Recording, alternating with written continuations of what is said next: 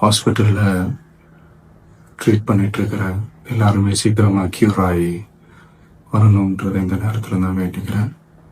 கூடிய சீக்கிரமே உங்கள் எல்லாரையும் நான் சந்திக்கிறேன்.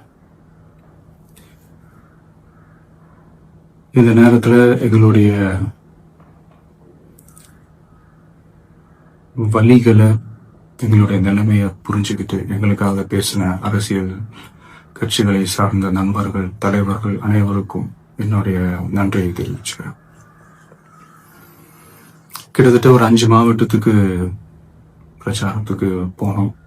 இந்த மாதிரி எதுவுமே நடக்கல. ஆனால் கரூரில் மட்டும் ஏன் எப்படி நடக்குது, எப்படி நடக்குது? மக்களுக்கு எல்லா உண்மையும் தெரியும். மக்கள் எல்லாத்தையும் பார்த்துக்கிட்டு இருக்கிறாங்க. கரூரை சேர்ந்த அந்த மக்கள் அந்த உண்மையெல்லாம் வெளியில சொல்லும்போது எனக்கு கடவுளே நேரில் வந்து இறங்கி அந்த உண்மைகள்லாம் சொல்ற மாதிரி எனக்கு தோணுச்சு. சீக்கிரமே எல்லா உண்மைகளும் வெளியில வரும்.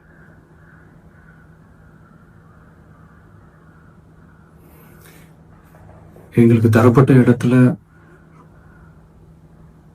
நாங்க போய் அந்த ஸ்பாட்ல இருந்து நாங்க பேசிட்டோம். அதை தாண்டி எந்த தவறும் எங்க சைட்ல நாங்க எதுவுமே செய்யல. பட் இருந்தாலும் எங்க கட்சியை சேர்ந்த நிர்வாகிகள், தோழர்கள் மேலே எஃப்ஐஆர், அது மட்டும் இல்லை சோசியல் மீடியாவை சேர்ந்த நண்பர்கள், தோழர்கள் அவங்க மேலே எஃப்ஐஆர்லாம் போட்டு இப்போ பிடிச்சிட்டு இருக்கிறாங்க.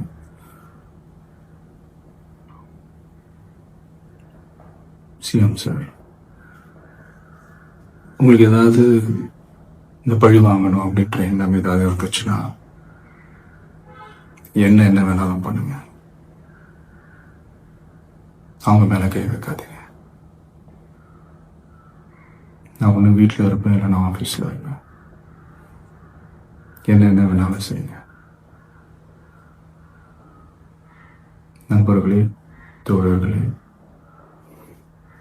நம்மளோட அரசியல் பயணம் இன்னும் ஸ்ட்ராங்காக, இன்னும் தைரியத்தோட கண்டினியூ ஆகும்.